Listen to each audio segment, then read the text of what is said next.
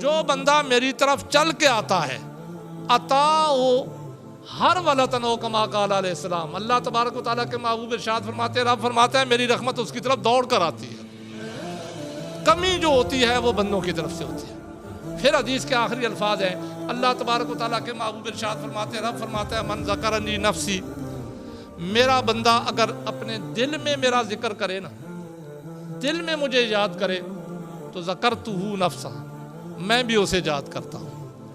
میں اپنے بندے کو اکیلا نہیں چھوڑتا، بندہ میرا ذکر کرے، اکیلے میں ذکر کرے تو اللہ تبارک و تعالیٰ فرماتے ہیں میں بھی اسے اکیلے میں یاد کرتا ہوں۔ من ذکرنی ملأ، اور اگر میرا بندہ محفل میں ذکر کرے، بندوں کو اکٹھا کر کے ذکر کرے، ذکرتہ فی ملأ اعلیٰ، میں اس سے اچھی محفل منعقد کر کے اپنے بندے کا تذکرہ کرتا ہوں۔ تو اتنی جب رب تبارک و تعالیٰ کی رحمت ہمیں آوازیں دے رہی ہے، اور اس آیت کے اندر بھی اللہ تبارک و تعالیٰ یہی فرماتے ہیں کہ جو بندہ اصلاح کرنے کے بعد فساد نہ کرے، وَدْعُوهُ خَوْفًا وَطَمَعًا، اور اس کے بعد بھی، اصلاح کرنے کے بعد بھی اسے یہ خوف بھی ہو کہ کہیں میری عبادت ضائع نہ ہو جائے جو میں نے کی ہے رمضان شریف میں رمضان شریف کے حوالے سے گفتگو کر رہا ہوں نا، اس لیے یہی مثال دے رہا ہوں، اور اسے یہ لالچ بھی ہو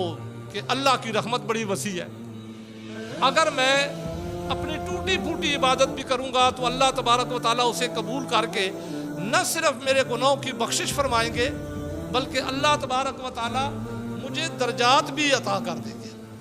یہ نہیں کہ صرف میری رحمت، اللہ کی رحمت میرے گناہوں کو ختم کرے گی، بلکہ جتنے میرے گناہ ہوں گے اس کے بدلے میں اللہ تبارک و تعالیٰ مجھے درجات بھی عطا کر دیں گے، ثواب بھی دیں گے۔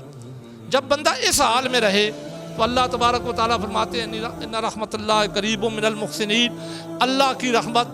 محسنین کے قریب ہے۔ یعنی جو بندہ عبادت کے لیے اپنے آپ کو تیار کر کے ایک پورا مہینہ عبادت میں گزار کر رمضان شریف کا، اس کے بعد بھی اللہ تبارک و تعالیٰ کی عبادت کرتا رہے، تھوڑی صحیح لیکن اللہ تبارک و تعالیٰ کے فرائض و واجبات کو ادا کرتا رہے، تو وہ محسنین میں سے ہوتا ہے۔ مزید اچھی ویڈیو دیکھنے کے لیے ہمارا چینل کو لائک، سبسکرائب اور بیل کے بٹن کو دبا دیں۔ شکریہ۔ نحمدہ ونصلی ونسلم علی رسولہ الکریم، اما بعد فاعوذ باللہ من الشیطان الرجیم، بسم اللہ الرحمن الرحیم، ولا تفسدوا فی الارض بعد اصلاحها وادعوه خوفا وطمعا ان رحمت اللہ قریب من المحسنین۔ قال اللہ تبارک و تعالی فی شان حبیبہ فی مقام آخر، ان اللہ وملائکتہ یصلون علی النبی یا ایہا الذین آمنوا صلوا علیہ وسلموا تسلیما۔ اللہم صلی علی سیدنا مولانا محمد وعلی آل سیدنا مولانا محمد وبارک وسلم وصلی علیہ۔ الصلاۃ والسلام علیک یا رسول اللہ وعلی آلک وصحابک یا حبیب اللہ۔ یا رسول اللہ انظر علینا، یا حبیب اللہ اسمع قالنا، اننا فی بار عم مغرق خذ ایدینا وسہل لنا اشکالنا۔ بعد از حمد و صلاۃ رمضان شریف کا آخری جمعہ، جس کو ہم جمعۃ الوداع بھی کہتے ہیں، رمضان شریف رخصت ہو رہا ہے۔ ایک تو جو جذبات اور احساسات ہیں اس میں سے ایک تو یہ کہ یہ برکتوں والا، رحمتوں والا مہینہ ہم سے رخصت ہو رہا ہے۔ ایک یہ بھی جذبہ ہے کہ عید مبارک آ رہی ہے، اور یہ بھی بندے کے دل میں یہ خواہش ہے کہ جو کچھ اس رمضان شریف کے مہینے میں عبادات کی ہیں، اللہ تبارک و تعالی ہماری ان عبادات کو اپنی بارگاہ میں قبول کرے۔ اور یہ بھی خواہش ہے ہر بندے کی کہ اگلے رمضان شریف تک اللہ تبارک و تعالی ہمیں دوبارہ زندگی عطا کرے تاکہ رمضان شریف کی مبارک ساحتیں ہمیں دوبارہ میسر ہوں۔ لیکن ان تمام جذبات کے لحاظ سے آج میں آپ کے گوش گزار کرنا چاہتا ہوں کچھ معروضات رمضان شریف کے اینڈ پہ، کہ جب رمضان شریف جا رہا ہے تو ہمارے لیے ایک الارمنگ سچویشن بھی ہے، وارننگ سچویشن بھی ہے۔ وہ یہ کہ رمضان شریف کے مہینے میں سلسلۃ الشیاطین، جس طرح حدیث کے اندر آتا ہے کہ شیاطین کو قید کر دیا جاتا ہے۔ یہی وجہ ہے کہ رمضان شریف کے مہینے میں ہم عام 11 مہینوں سے زیادہ عبادات کرتے ہیں، روزے بھی رکھتے ہیں، سحری و افطاری بھی کرتے ہیں، صدقات بھی دیتے ہیں، نوافل بھی پڑھتے ہیں، قرآن مجید کی آیات کی تلاوت بھی کرتے ہیں، قرآن سنتے اور سناتے بھی ہیں۔ یہ ساری عبادات رمضان شریف میں ہم کرتے رہتے ہیں، لیکن اب اصل ہمارا امتحان شروع ہوگا کہ جب ہم رمضان شریف الوداع ہو رہا ہے، شیاطین کو کھول دیا جائے گا، تو پھر ہم نے اپنی عبادت کے اس معیار کو برقرار رکھنا ہے۔ یہ ہے آج کا میرا عنوان۔ ہم نے یہ فکر کرنی ہے کہ ہم نے اپنی عبادت کو برقرار رکھا ہے یا نہیں۔ جیسے میں ایک مثال دوں کہ جب بچہ کوئی پرائمری میں ہو نا، تو وہ سال گزار لے، اس کے بعد وہ اگلی کلاس میں چلا جاتا ہے، کیونکہ اس کلاس میں رہنا کوئی بھی نہیں پسند کرتا۔ اس کا ایک کورس ہوتا ہے، اس نے کورس مکمل کر لیا تو اب ظاہر ہے اگلی کلاس میں جائے گا۔ بعین ہی اسی مثال کو سامنے رکھتے ہوئے رمضان شریف کا مہینہ ہماری زندگی کے اندر ایک کورس کا مہینہ ہوتا ہے۔ کسی بندے کو رمضان شریف زندگی میں بالغ ہونے کے بعد 10 مرتبہ ملتا ہے، 15 مرتبہ ملتا ہے، 20 مرتبہ ملتا ہے، عمروں کے لحاظ سے کسی کو اس سے زیادہ ملتا ہے، تو اسے رمضان شریف کے ان مہینوں کے اندر اتنے ہی کورس ملے ہیں۔ اب رمضان شریف کے اندر جو کورس ہوتا ہے، اس کی علت قرآن مجید میں اللہ تبارک و تعالیٰ نے اس طریقے سے بیان کیا ہے کہ یا ایھا الذین آمنوا کتب علیکم الصیام کما کتب علی الذین من قبلکم لعلکم تتقون۔ یہ رمضان شریف کے مہینے کے اندر جو کورس ہے وہ اس لیے کہ تقوی بندہ پیدا کر لے اپنے اندر اور اللہ کا قرب حاصل کر لے۔ اب ہر رمضان شریف کے بعد ہم دیکھتے ہیں کہ رمضان شریف کے مہینے میں جو ہم نے قرب حاصل کیا ہے عبادات کے ذریعے اللہ تبارک و تعالیٰ کا، تو کیا اگلے سال ہم اسی کلاس میں دوبارہ داخل ہو رہے ہیں، یا ہمارا یہ قرب بڑھتا جا رہا ہے، ہمارا یہ تقویٰ بڑھتا جا رہا ہے؟ اگر تو ہم نئے سرے سے اسی کلاس میں داخل ہو رہے ہیں تو یہ لمحہ فکریہ ہے ہمارے لیے کہ ہر رمضان شریف کے مہینے میں ہم کورس کرتے ہیں اللہ تبارک و تعالیٰ کی عبادات کا۔ اللہ تبارک و تعالیٰ ہمیں توفیق دیتے ہیں، شیاطین کو قید کر کے ہمیں ریلیکسیشن دی جاتی ہے، لیکن رمضان شریف کے بعد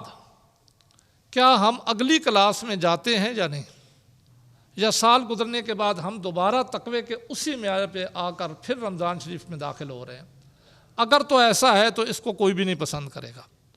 جس طرح کوئی اپنے بچے کے لیے ایک کلاس میں 2 سال پسند نہیں کرتا، تو وہ اللہ کی بارگاہ میں اپنے آپ کو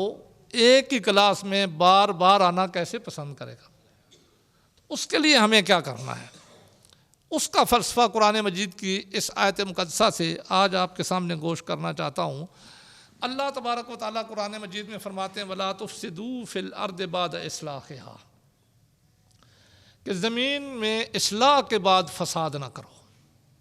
وَلَا تُفْسِدُوا فِي الْأَرْضِ، نہ فساد کرو زمین میں، بعد اصلاحها، بعد اصلاح کرنے کے۔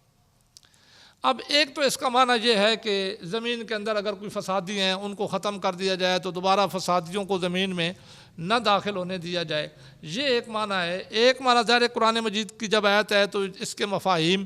پوری روئے زمین کے لیے ہر لحاظ سے ہیں۔ تو ایک معنی اس کا یہ ہے کہ زمین کو جب کھیتی باڑی کے لیے تیار کر لیا جائے تو پھر اس کو فساد میں نہ ڈالا جائے، اس کو تباہ و برباد نہ کیا جائے۔ وَلَا تُفْسِدُوا فِي الْأَرْضِ بَعْدَ فَسَادِهَا بَعْدَ إِصْلَاحِهَا، زمین کو اصلاح کے بعد اس کو فساد میں نہ ڈالو۔ اب اس کا ایک معنی جب ہم اپنے لحاظ سے دیکھتے ہیں تو یہ معنی بنتا ہے کہ رمضان شریف کے اس مہینے کے اندر جب ہم نے کورس مکمل کیا ہوتا ہے تو ہم نے بڑی عبادت کی ہوتی ہے، اپنی زمین کو ہم نے تیار کر لیا ہوتا ہے اللہ تبارک و تعالیٰ کے تقویٰ کے لیے، قرب کے لیے۔ اب وہ دیکھیں کہ رمضان شریف کے مہینے میں ہر بندہ کوشش کرتا ہے کہ باجماعت نماز پڑھے، ہر بندہ نوافل بھی پڑھتا ہے، زائد عبادت بھی کرتا ہے۔ تو ہم نے ایک قسم کی اپنی زمین تیار کر لی ہے اللہ تبارک و تعالیٰ کی تقوی کے لیے، قرب کے لیے۔ اب قرآن کی روح سے اللہ تبارک و تعالیٰ فرماتے ہیں کہ اب اس کے بعد اس میں فساد نہ کرو۔ اور یہ فساد کیا ہے کہ کیا ہم رمضان شریف کے بعد مثلا آج کی رات ہی آتی ہے، آج کی رات کی ویسے بہت زیادہ عظمت ہے، اس کی فضیلت میں پھر بیان کروں گا اگر میرے پاس آخر میں وقت ہوا، لیکن اس موضوع کو سمجھانا چاہتا ہوں، جو آج پیغام آپ کو دینا چاہتا ہوں اس جمعۃ الوداع کے حوالے سے،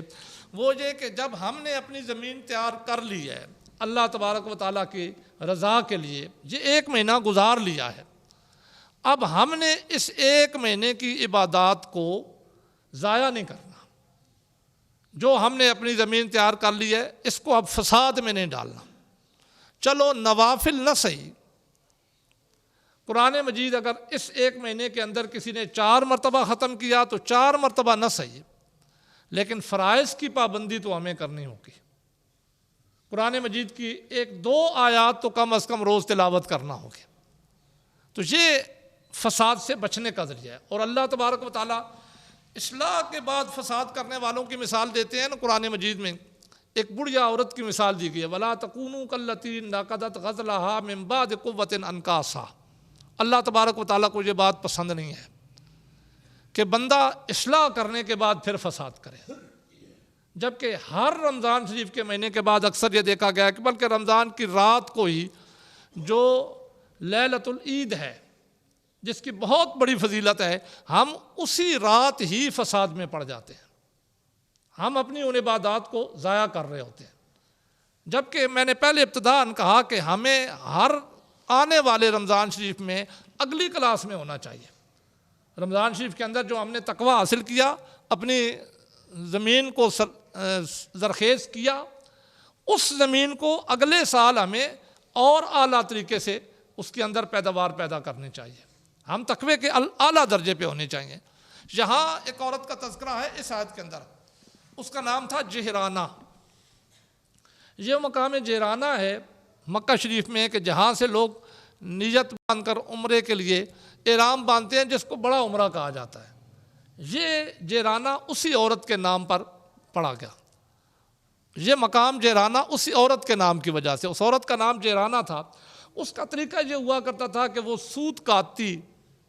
کاٹتی رہتی صبح سے لے کر شام تک، شام کے وقت جتنا بھی سوت کاتا ہوتا اس سب کو کاٹ ڈالتی۔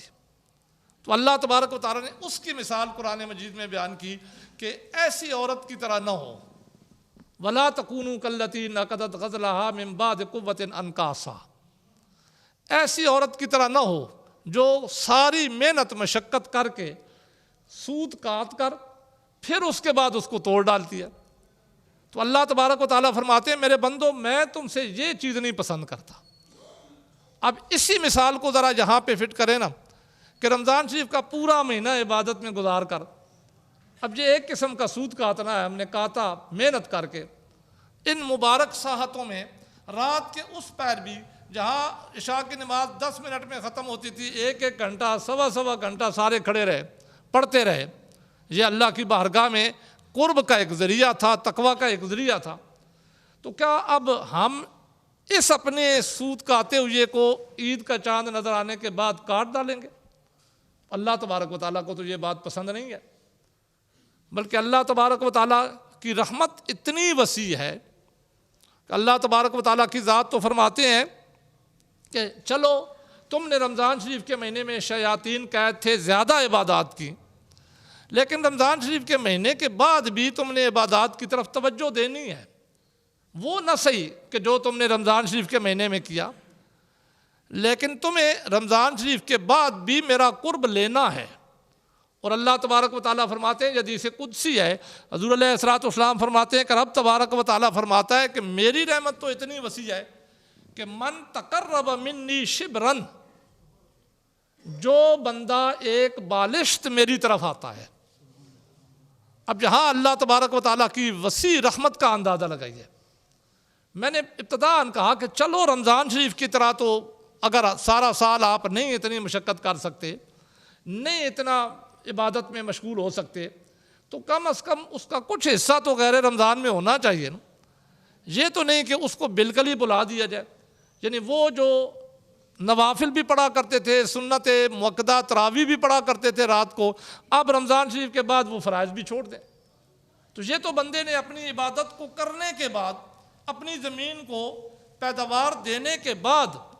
اس کا خیال نہیں رکھا. دیکھیں زمین میں پیداوار آ گئی, آپ نے زمین تیار کر لی, تو کیا پھر اس کے بعد اسے پانی کی ضرورت نہیں ہوتی؟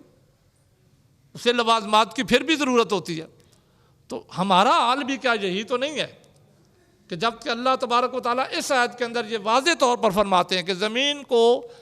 اصلاح کے بعد اس میں فساد نہ ڈالو. وَدْعُوهُ خَوْفًا وَطَمَعًا. آگے اللہ تبارک و تعالیٰ فرماتے ہیں کہ تم نے کرنا کیا ہے کہ اب زمین جب تیار ہو گئی ہے تو پھر اس کے بعد ہر لمحے اللہ کی عبادت کرنی ہے.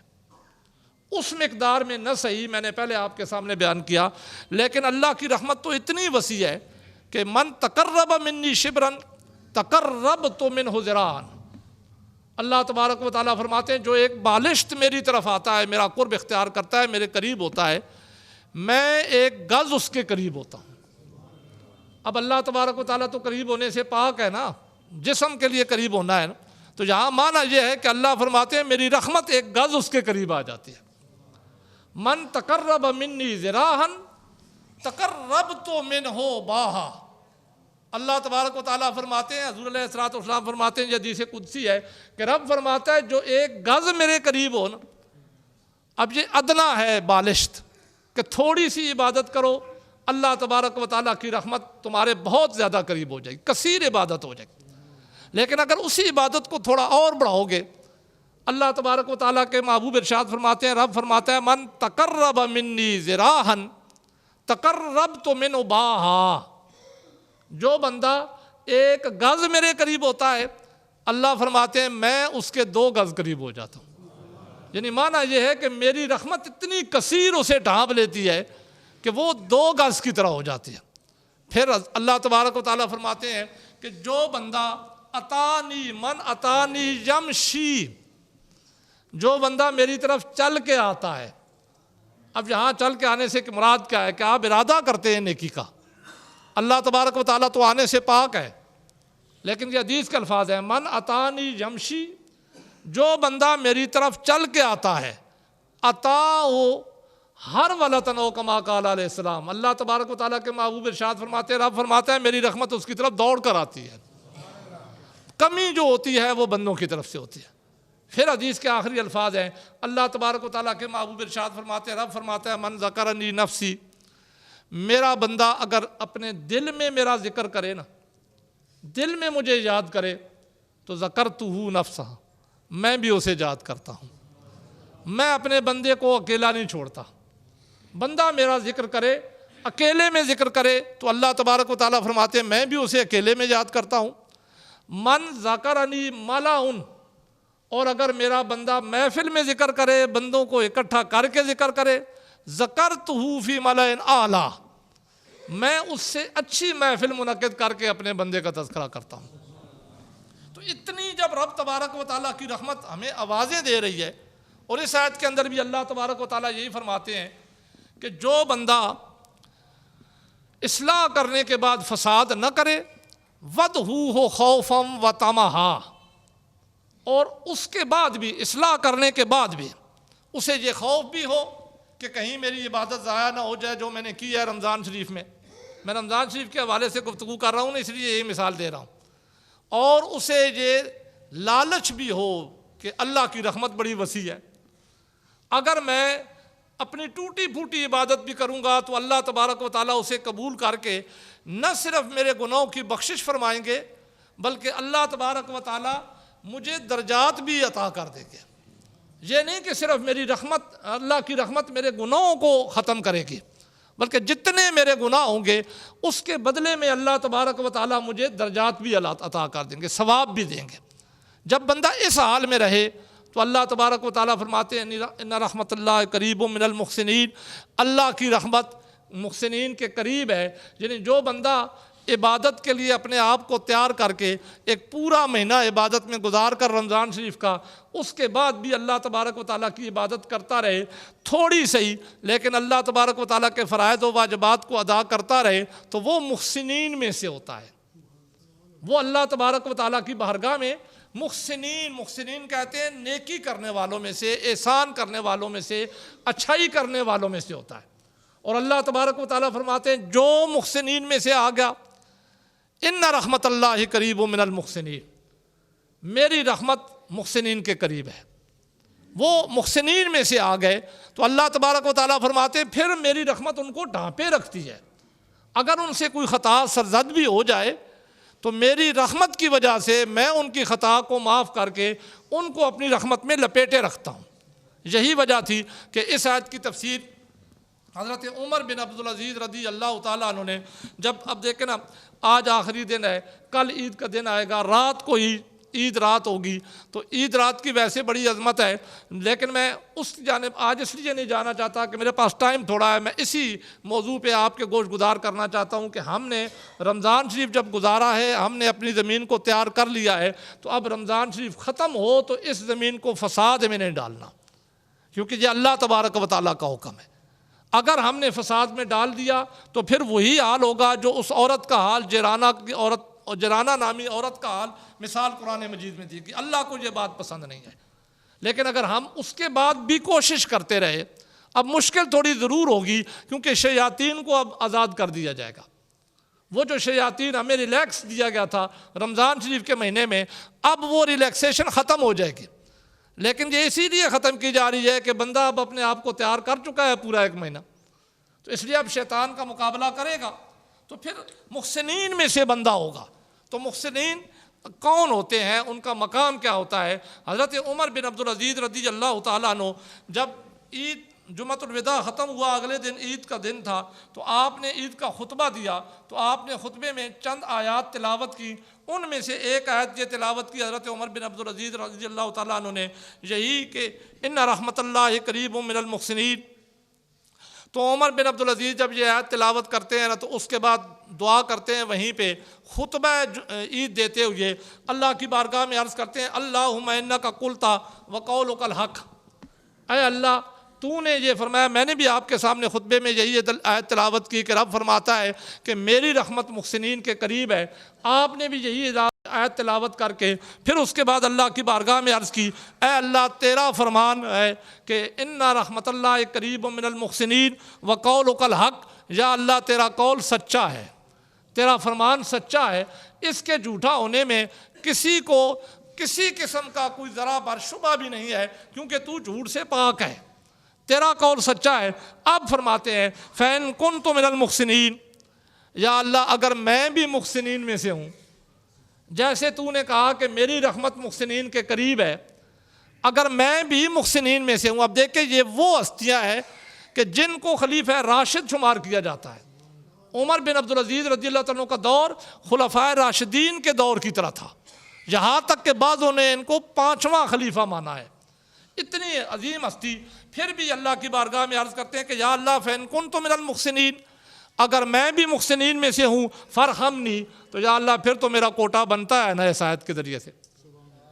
پھر تو تیرا اپنا فرمان ہے کہ تیری رحمت محسنین کے قریب ہے، تو پھر مجھ پر رحم کر، مجھ پر رحمت بھیج، کیونکہ میرا کوٹا بنتا ہے۔ لیکن آگے فرماتے ہیں وَإِن لَمْ أَكُن مِنَ الْمُحْسِنِينَ، اگر میری عبادات محسنین کے درجے پر نہیں پہنچی ہیں رمضان شریف کے مہینے میں، تو چونکہ اللہ نے فرمایا نا کہ فساد نہ کرو، اللہ سے دعا کرتے رہو، اللہ کی عبادت کرتے رہو، اللہ کی رحمت کی امید رکھتے ہوئے، تو اس کو یہاں پہ حضرت عمر بن عبدالعزیز رضی اللہ عنہ بیان کرتے ہیں، فرماتے ہیں وَإِن لَمْ أَكُن مِنَ الْمُحْسِنِينَ، اگر میں محسنین میں سے نہیں ہوں تو یا اللہ میں مومنین میں سے تو ہوں نا، کلمہ تو پڑھتا ہوں نا، مومن تو میں ہوں نا، اور تیرا فرمان ہے وَكَانَ بِالْمُؤْمِنِينَ رَحِيمًا، کہ تو مومنوں پر بڑا رحیم ہے، تو مومن ہونے کے لحاظ سے میرا کوٹا بنتا ہے، فَارْحَمْنِی، مجھ پر رحمت بھیج، مجھ پر بھی اپنی رحمت کر۔ پھر آگے فرماتے ہیں یا اللہ اگر مومن سے مراد بھی کامل مومن ہے نا، تو میں کامل مومن تو نہیں ہوں، کامل مومن تو وہ ہے جو صغیرہ سے بھی بچے، تو میں اگر اس درجے پہ نہیں ہوں، کامل مومن نہیں ہوں، تو یا اللہ تیری رحمت سے پھر بھی نا امید نہیں ہوں، اس لیے کہ تیرا فرمان ہے وَآلُ التَّقْوَى وَآلُ الْمَغْفِرَةِ، تو فرماتا ہے کہ میں اہل تقوی ہوں اور اہل مغفرت ہوں۔ تو یا اللہ اگرچہ میں کامل مومن نہیں ہوں، پھر بھی بحیثیت مومن ہونے کے میں مغفرت کا طلبگار ہوں۔ تو نے اپنی شان بیان کی ہے کہ تو اہل مغفرت ہے، فرحمنی، مجھ پر پھر بھی رحم کر دے۔ پھر اگلا جملہ فرماتے ہیں وَإِن لَمْ أَكُنْ لِمُسْتَحِقٍ لِآلِكَ، یہ تین پہلے درجے بیان کیے۔ پھر حضرت عمر بن عبدالعزیز رضی اللہ تعالیٰ اللہ کی بارگاہ میں عرض کرتے ہیں یا اللہ اگر میں تینوں درجوں میں نہیں ہوں، میں محسنین میں سے بھی نہیں ہوں، میں کامل مومن بھی نہیں ہوں، میں اہل مغفرت کا اہل بھی نہیں ہوں، تو یا اللہ پھر میں مصیبت زدوں میں سے ہوں، میں مصیبت میں پڑنے والا ہوں۔ پھر تو یہی ہے نا کہ میں مصیبت میں اپنے آپ کو ڈال چکا ہوں، تو یا اللہ میں پھر بھی تیری رحمت سے نا امید نہیں ہوں۔ اگر میں مصیبت زدہ ہوں تو پھر بھی تیری رحمت سے نا امید نہیں ہوں، اس لیے کہ تیرا فرمان یہ ہے کہ الذین اذا اصابتہم مصیبۃ، اس کے بعد اللہ فرماتے ہیں اولئک علیہم صلوات من ربہم ورحمہ، جن کو مصیبت پہنچے اور مصیبت کے وقت وہ صبر کریں اور انا للہ و انا الیہ راجعون کا ورد کریں، تو اللہ فرماتا ہے میں مصیبت زدوں کو بھی اس طرح نہیں چھوڑتا، رب کی رحمت ان پر بھی ہوتی ہے، رب کی صلوات ان پر بھی ہوتی ہے۔ تو حضرت عمر بن عبدالعزیز رضی اللہ عنہ فرماتے ہیں یا اللہ اگر میں مصیبت زدہ میں سے بھی ہوں تو پھر بھی تیری رحمت کا حقدار ہوں، مجھے اپنی رحمت میں لپیٹ لے۔ لیکن اس رحمت میں لپیٹنے کے لیے اللہ تبارک و تعالیٰ نے جو ہمیں حکم دیا ہے وہ حکم یہ ہے کہ اپنی زمین کو تیار کرنے کے بعد اس کو فساد میں نہ ڈالو۔